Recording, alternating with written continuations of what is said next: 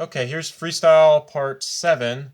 Hopefully I've came up from heaven because today we're going to be talking about books. So it's going to take a little bit difficult because there's not a word in my head. So this is going to probably took a little bit of time to prepare. Well, I didn't do any preparing. It's a freestyle. So we're going to go on because this is the me style. So here we go. Let's talk about some books. Okay, first of all, let's talk about the Archie books in my hands.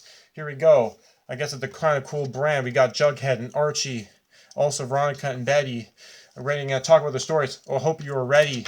Here we go. It's a very long story. It's about 75 years old.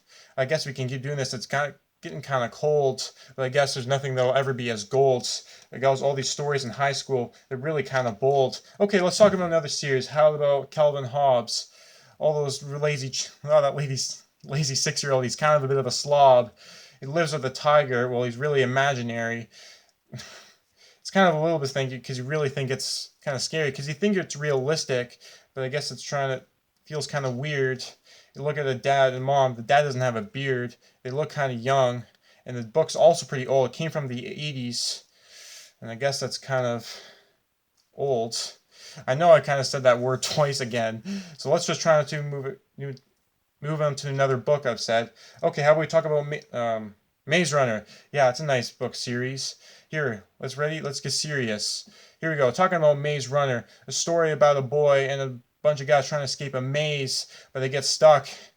They get kind of lazy. They're trying to survive on their own. What are they gonna do? Okay. Then one boy comes up. His name is Thomas. He comes up and he tries to make a promise that they'll all escape out alive out of that dungeon.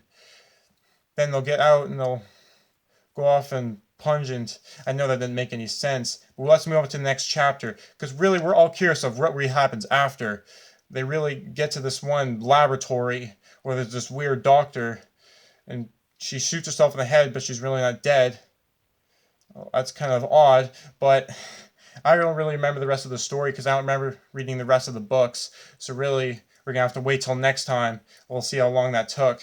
Let's move on to a different series. Let's talk about what other books do I have? What other books can I rap about? But I really got some doubts. Oh, here we go. We got Diary of a Wimpy Kid. It's about a kid who lives in a good life to live, but really he's just a little middle schooler, just in the high school. Tries to be that cool kid, but really he's not really cool. He has a friend named Rowley.